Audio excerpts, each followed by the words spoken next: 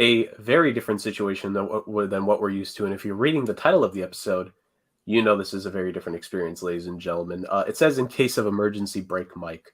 But you could also, as Rick so eloquently called it, Chaos After Dark. This is the Sports Agents of Chaos podcast, ladies and gentlemen. And if you're picking up a different mood of the show, that's because it is. So, basic breakdown. The guys aren't going to be able to record this weekend. I'm not saying that as a shot. It's just life happens. It's definitely going to happen to me this season, especially with college basketball ramping up here soon. So, literally, I mean, I don't think we're going to run into a more apropos time to have the show with literal chaos that's going to happen in terms of our schedules. But in cases like that, we have this to fall back on, which we're not going to do the usual thing where we review last week. Let's be honest, do we really want to review what last week was? In and of itself, actually, no, it's kind of chaotic, so maybe we want to, but we're going to have to miss out on that. And reviewing this Thursday night game, I'm not crying tears about it either. So what we are here to do, however, guys, best one so far. That is sad but true. We are here to give you guys the main event, and that is the Sports Agents of Chaos weekly pick challenge that we do. Of course, we at least have to get this on recording on camera and to the people, so we can continue to prove just how pure shite we are when it comes to these selections. Because it was a rough week for us last week. I mean, it was a good week for somebody, but it was a rough week. Hey, yeah, not a bad week for one person. Well, one person and one deer, but you know. Oh, that damn deer. So for those that are new to it and want to continue to watch this, what the pick challenge essentially is, this is in a regular episode more towards the end, where essentially we have a set of 4 games that the 3 of us are all going to select from our 4-point game being the most confident to the 1-point game being the least confident, with some rules there in between, such as your upset pick must at the lowest be your 2-point pick. You can go for a tie, but it has to be with your 4-point pick, and all a bunch of fun. And we do this in a snake format. Now, the way we've done it so far this season is cumulative total points so far in the season that we've collected. Cumulatively, that's what you're going for. Yeah. Thank you. Yeah, it's after 10:30. My brain is barely working. That's fair, yeah. And then again, I can't say it at 10 a.m. on Saturday either, so what the hell am I saying? Whoever has collected the most total points so far, they get to pick last in the first round of this, and then they go again. So that's a stake format. Whoever has the least so far, they get to pick first. Now, Rick is picking first once again, but for the first time this season, guys, we have a new third pick because I'm no longer in first place. That distinction belongs to the man himself. And because this is a rushed episode, if you've watched us, you kind of know who we are, but Iceman Jurg, Podfather Rick, and the new champion of this game, Justin Zucker. I just gotta say it. You know, you started off with 1 point after week 1, and now you've got 34, buddy. Yes, it was a rough start. At one point, I thought I was cursed. I thought I had the Jets curse. Picked it up. No. I got it because I'm in 4th place. I'm behind the damn deer after our little 10.5 point, 11 point wheel spin last week. I mean, so you know, it is what it is. Yeah, we've kind of brought it upon ourselves with the deer at this point. We have. Well, Jurg, you and I were both 0-4 last week, so I think the crowd's not going to be happy because we're not doing our special, dares or whatnot. But we'll do them at a later episode, I think, for the fans. We could also make up for it because, trust me, ladies and gentlemen, this is not the last time we're going to go 0-4. I've gone 0-4 twice already, so I mean, This is my first time, and Justin, I mean, I'm not saying this to jinx you. I mean, per the way the show goes, is probably going to have a rough week here as well. So, hope not. Yeah. I mean, so thanks, Jurg. We'll see. We'll find a way to pay it back.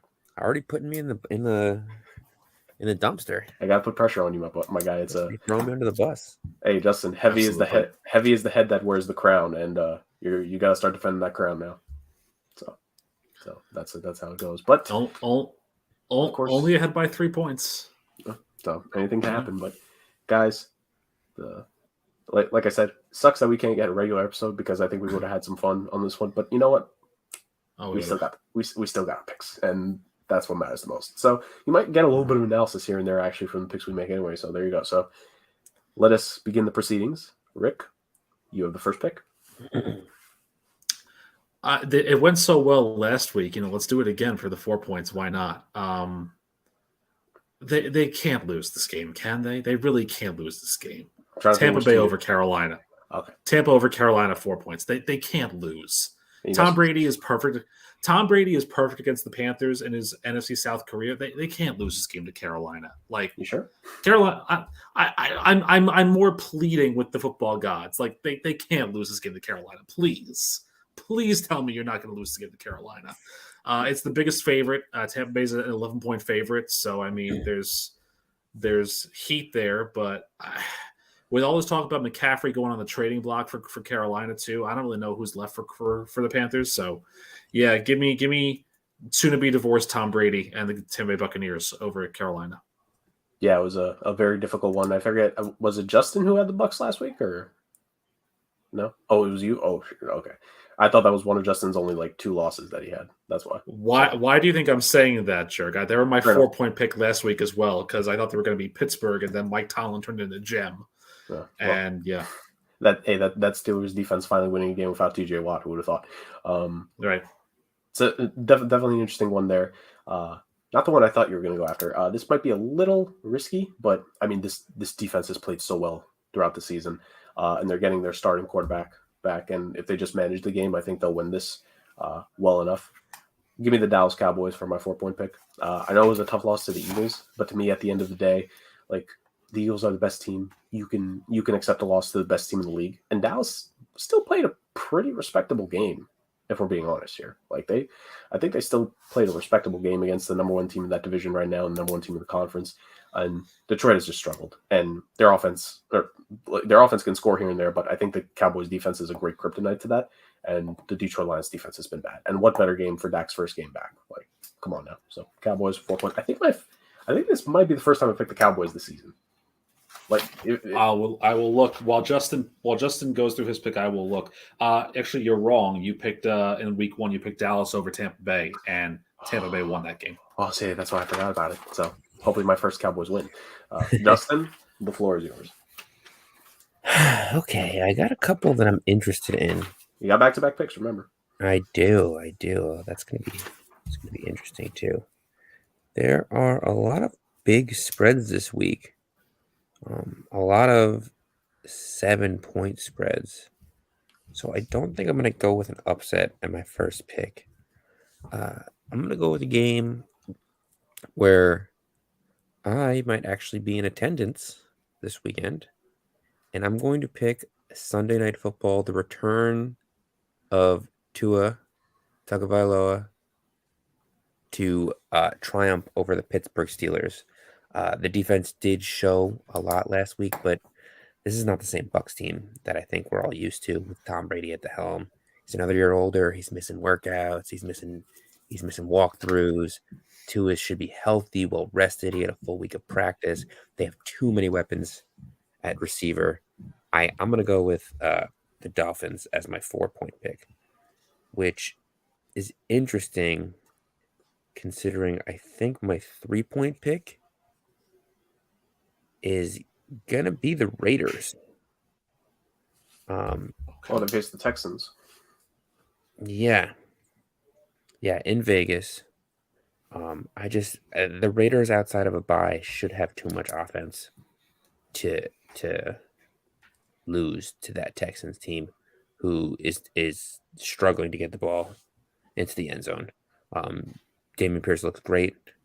There's pieces in Houston that I don't think anyone expected there to be this year. They're playing some really good defense, and they are playing good football. It hasn't translated to wins, and I don't necessarily think it's going to translate to wins here. I think if there's one thing they're going to focus on coming out of the bye, it's getting Devontae Adams going. And if they get Devontae Adams going against the Texans, they're not a team that's going to catch up from behind. Yeah. So I'm going to go with my 3-point pick as the Las Vegas Raiders over the Texans. Fair point. I think I saw the stat earlier today, actually. Rookie corners who have not allowed a touchdown in over 100 snaps played or something. It's Tariq Woolen and it is Derek Stingley Jr. And, I mean, that just goes – I mean, Sauce Gardner's been amazing too. I think Sauce Gardner, Woolen, and Derek Stingley Jr. Like, what a cornerback class that this is. This is, and it might get better because Jalen Armour Davis on Baltimore, he's raw, he's good. Like, I think the tools are there for him to develop. So the 2022 class could be a corner class, to say the very least. Definitely. I want to note that because this panel of the three of us were very high on JAD and Woolen before the draft, just saying, ladies and gentlemen. So I don't like a lot of the potential upset picks this week. I think it's hard pressed. So and even this one, I'm not the most confident in, but I feel like I need to do it just because I think that's the best possible one for me to take. I'm going to take the Giants over the Jaguars. So I'm really doubling down on the NFC East here. I just think that the Jaguars have, like, the last 3 weeks have shown that there's talent, but there's still, I think, 2 or 3 extra steps that they need to take as a team. And this is just the roughest possible defense for them to face at this current moment. Kayvon Thibodeau is looking great right now. Julian Love and that defensive back crew in the Giants with that pick 6. And Rick has praised it on the podcast the last couple of weeks. Wink Martindale has completely turned around the Giants defense compared to what they've been the last couple of years. So I think it's been great. And I think there's enough offense there to score. I think that this is where the Giants defense just wins them a game. And if they go 6-1 right now, that is big. Because I still think, even though some teams are struggling in the NFC, I think you guys would agree. I think if you're the Giants, you need to win a game like this just to try to stay a step ahead. Don't lull yourself. Try keep staying that step ahead, because for all we know, maybe this is the week that the Packers are going to run. Maybe this is the week where the Buccaneers are going to run. And the Vikings are good at this point. Do they win the NFC North? Do the Packers be a wild card? You need this edge, this extra edge over the Packers if it comes down to that situation. So give me the Giants over the Jags. It's a good picture. I almost wish I took that with my 3 points. I don't think there's another upset. It's a very good pick. And this is something we were discussing off air. My wife and I were discussing this too. It's kind of a trap game if you think about it, because Jacksonville's a young team, but they're a good team. And if the Giants can go 6-1 going into that Seattle matchup against Geno Smith, that could make for a fun game, fun evening of football there. So I have back-to-back picks, which is good because I only had one upset remaining of the picks that I had pre-made before the season even started. And so my upset pick is going to be my 2-point pick, but my 3-point pick is going to go back to the well of they can't really lose again, can they? Green Bay over my Commanders, please. Aaron Rodgers, you've lost 2 in a row. You can't lose 3 in a row, can you? For someone that picked the Commanders to win the division, you seem to pick them against them a lot during the year. Look, I did say for a fact that they were going to go 10-7-1, so there's plenty of time for them to lose. This is a game that I'm assuming they're going to lose. Please. There's not much time left for them to win. That's a fact. However, preseason, I thought they were going to do better than they currently are. So therefore, Green Bay over Washington. Again, Tom Brady, Aaron Rodgers, you guys can't lose again, can you, really? My 2-point pick, my upset special, since I preseason, stupidly as well, had Detroit beating Dallas because, didn't really believe in Dallas, believed a lot in Detroit. So how's it going for me over here? It's great. I'm my only that Cole Strange jersey is going to look good on you, Rick. Oh, I'm getting ready for it. My only other upset for this week was the Colts over the Titans, which again somehow that's an upset. Tennessee's getting 2.5 in this game. It's a nice classical AFC South showdown. The Colts I think are looking better than they have, but can they avoid being swept is the real question here by the Titans this season. I think, if you're looking at the Colts, this is your make or break game because you had a really rough start to your season. This is the time that you're going to try and make the best out of it. So I'm taking Indianapolis, and I'm praying to God that Matt Ryan can actually do something. I have a trend here with old quarterbacks winning games that they should win, or not losing games that they should, or pleading with the football gods. Old quarterbacks, one more time, turn back the clock, please. So that's my 2-point right there. That's fair. And really, the Colts, they're such an enigma team. We thought they were dead to rights a couple weeks ago, and here they are with a chance. If they win this, it gives them a real shot to get back in terms of being the AFC South favorite we A, presumed, and B, wanted them to be in the preseason. Mm-hmm. So there we go. For me, my 2-point pick. Again, this is a game I'm not uber confident in, but I just look at the two teams that are facing off, and I think one it clearly should be the favorite, the way it is. And if the other wins, I'd just be blatantly surprised. I'm going to go with the Patriots over the Bears for me. I just think the Bears are bad, man. And I forget where I saw this, but I think it's a really good point. I think the Bears have not done any favors to Justin Fields this season. I think it's been a travesty to what they've done to him. And I really think that like Ryan Poles and Eberflus have just done wrong by him. And I don't think it's going to get any better right now. I think it's sad to say, I think Justin Fields' time in Chicago could be brief because I think he deserves more of a leash and more of a shot. But I think he'll have to go to another play. Preseason prediction right here. That's fair. That's very fair. Justin did call it. So yeah, I think there's going to be another step in that, and the legacy of Bailey Zappi going as well for this podcast. So. Unless Mac Jones is clear to go, then I think Belichick's sticking with Bailey Zappi. I think he's questionable right now, as of right now. Yeah, I would stick with so Bailey Zappi. There's a chance that he plays. Actually, they're probably also better off having it at a Monday night. Gives an extra day. So yeah, definitely. Give me the Pats. Justin, guys, I have to say I'm pretty upset with both of you. You know, I have a rule. I have one rule when it comes to picks, and don't pick the Broncos. So hard to stick to it. I have to pick an upset, and there's really no other upset that I could take. I mean, the rest of them are just such poor choices that you've really backed me into a corner here. And do it. I'm going to do it. I have no choice. It's the only pick that's left. The Jets are not favored against the worst scoring offense in the league. I don't understand that. I have to pick. Listen, the line went down. It was 3. It was a 3-point line. That's actually true. Yeah. It's gone down to 1. And honest truth, it might go down to a pick 'em because I know Brett Rippon's been taking reps. He might start this game. They're not sure if Russ is going to play. Yeah. And the Jets betting must be heavy to move the line that much. Absolutely. So lock this in now. I'll take the Jets. Yeah. You got to. Let me just say really quick, like just for context as to why we're having that discussion, guys. Like for the viewers who are new to this, we are basing our upset picks based off of what the lines give us on ESPN. So right now, as we are recording this, because again, this is an emergency episode, the Broncos. What happened, Justin? Odds courtesy of Caesars Sportsbook. Oh, okay. Yes, ESPN with odds courtesy of Caesars Sportsbook. Thank you.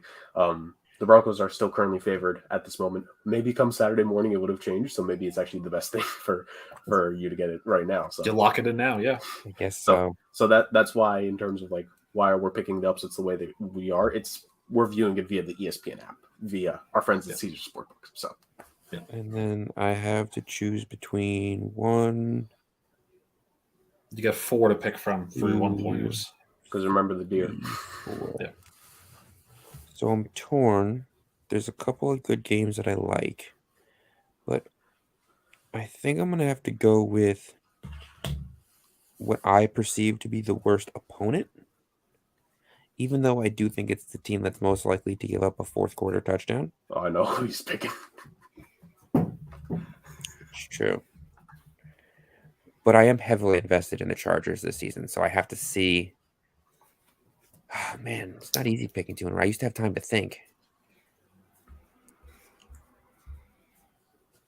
You know what? Let me just ride the hot hand, and I'm going to go with Justin Herbert and the Chargers. They've been hot, and they've been playing some tough defenses. So I'm curious to see what they can pull off, especially if Keenan Allen can come back healthy. I'm going to go with the Chargers.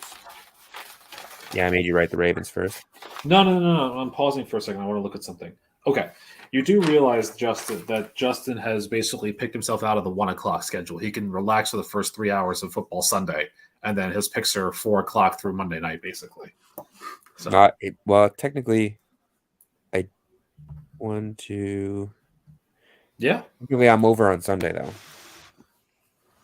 That's true. That's true. I picked the Monday night game this time.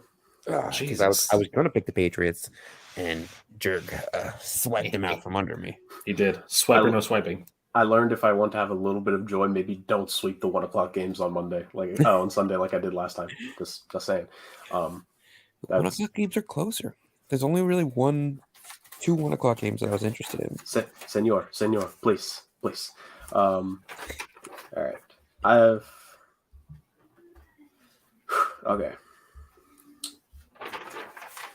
Some options left. So here's the tricky part about these remaining games. I have the team that I'm favoring more in all three of them. The problem is that as of this moment in the season, I can see the other teams winning, very much so. I gotta say, if we in 2-3 weeks when we give like a mid-season report for the NFL, I'm pretty sure the Falcons are going to be involved in some way, shape, or form in the conversation. Oh, yeah. We got to give Arthur Smith all the credit in the world right now, and we're not BSing. Like they legitimately might actually challenge for the AFC South, the NFC South. I mean the AFC South too, but the NFC South. They're doing great. All the Ravens, South. Yeah, the entirety of the South. The Ravens are properly favored, but dear Lord, they've been so weird the last 3-4 weeks. Like it's not even funny. Then again, the Browns also blew a double-digit lead this season, so who the hell knows? And the Kansas City Chiefs over the 49ers. You would think that Kansas City should be a bigger favorite, but San Fran is the kind of team that can beat Kansas City because of the way they play. Now, granted, there's no Nick Bosa, so that makes it way more difficult. So this is tough for me, but I've ridden the Bengals consistently this season. And if I have to pick one of these teams to be more confident in, I'm going to go with Joe Cool 2.0 and Jamar Chase. So give me the Bengals for my 1-point pick. The Bengals are a team that I honestly wish I could pick higher up, but just some of these games as of this point in the season, they're just so close to call a few of them. So I gotta make the Bengals my 1-point pick. I find it so interesting that such a high-powered offense like the Ravens has been so inconsistent that we're afraid to pick them in a game against a 2-4 team. Against Jacoby Brissett. Hey, I know listen. you could still pick them, Rick, but there's one pick left. We've gone through how many picks now? No, that's true. That's true. It's been a lot. That's They're true. a 6.5-point favorite at home against a 2-4 team and have not been chosen yet. Yeah. Well, let me take a look at this just quickly. So, week 1, Baltimore was a 4-point pick for Jurg, and it was a win. Week 2, Baltimore, I picked against them, and I won. That was the Miami game.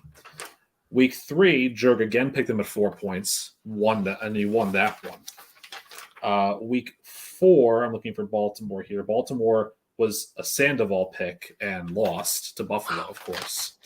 Week 5, Baltimore was a 1-point pick by Sandoval, and he lost that one. And then last week, Baltimore was a 2-point pick by me, and I lost. So the only person that's afraid to pick Baltimore, Justin, is you. You have not picked the Ravens at all this season. And apparently when I pick them, it goes right. Well, which is why I'm picking them at 1 point. We're going to see what happens. I wouldn't have picked them against the Jets. Yeah. I would have picked the Dolphins against the Ravens. I did pick them in my work pool. Yeah. I think they were taken before because there were none of their matchups were worthy of a 4-point pick. Yeah, they probably. So they were taken by the time I got back. That's true. That's so fair. I got lucky. That's fair. So I mean, regardless, yeah, I'm taking Baltimore over Cleveland as my 1-pointer. Good luck. Yeah, exactly. But again, what do I have to lose? I'm 3 points behind the damn deer. So, and who's got the point multiplier? So who the hell knows what's going to happen here? Because we saw what happened last week. Although to be fair, I did leave the deer with the Kansas City San Francisco game. So I mean, my odds on that are pretty decent, I would think, because that's a toss up, I think. So, ladies and gentlemen. Yeah. The reason, my bad, Rick, but like you can continue. I just want to bring the wheel up in advance. Yeah. Well, I mean, the point I'm trying to make is that as Jurg, you mentioned, Kansas City, they need a bounce back win, but San Francisco is one of those weird teams that could pull a rabbit out of a hat here. But you mentioned it without Nick Bosa, it's a little harder for that pick. So before you lock it in, before you spin the wheel, Sandoval is going to take the favorite there and go Kansas City over San Francisco. In that one. And now let's see where the newest Krabby Patty employee is going to, have his pick be. Okay. Nice. I like that. I had to switch tabs, so I didn't see it at first. He looks good. We'll go back to full screen, ladies and gentlemen. So let's spin the wheel. The way it goes is that when Sandoval has less than 3 games in a week, we're going to do a point multiplier to decide how many points he gets. Last week he got the dreaded 10x plus 1. And he 11. And one. Math teachers everywhere are cringing. I think Again, they like it because we were a little bit more complex. It's algebra. It's a school night. It works. It's not also algebra, though. It doesn't equal anything. Yes, 10x plus 1. X, it's either What? 1 or like X is 1 because this So is a you're saying it 1-point equals game. 11, so why don't you just put 11? because the way we do it is perfect week 10 plus 1. Just shut up. This is great Townsend Harris High School math right here, Justin. Come on. Exactly. Can't appreciate it. All right, we spin the wheel.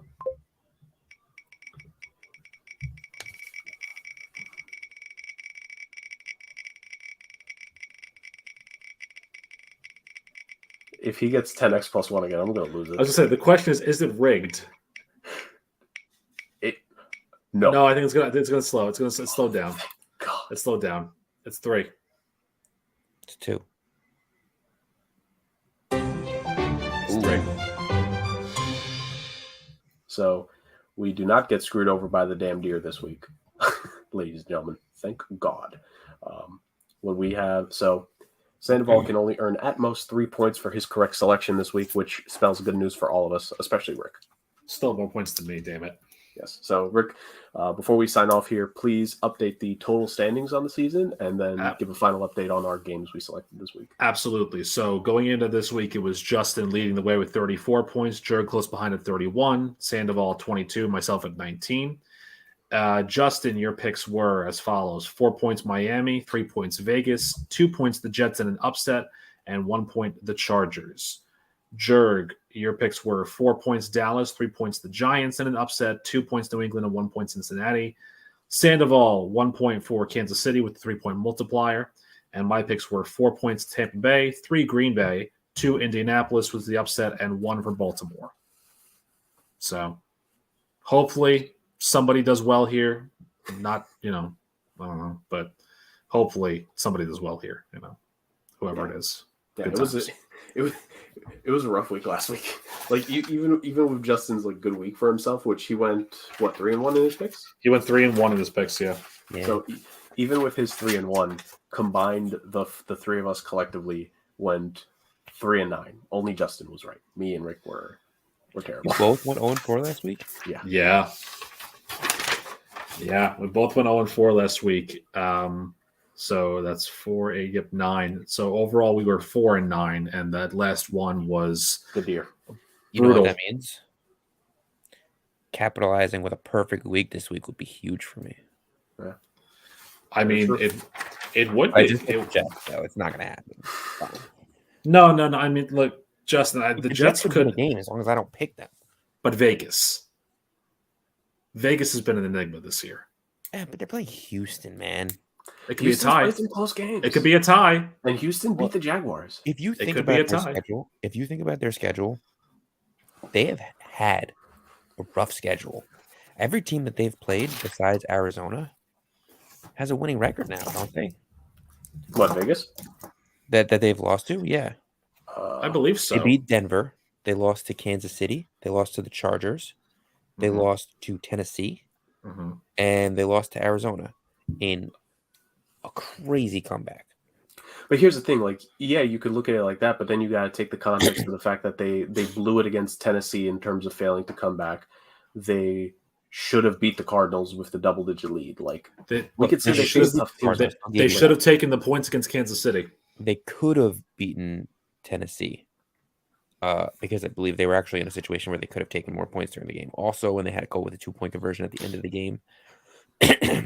But again, both good teams.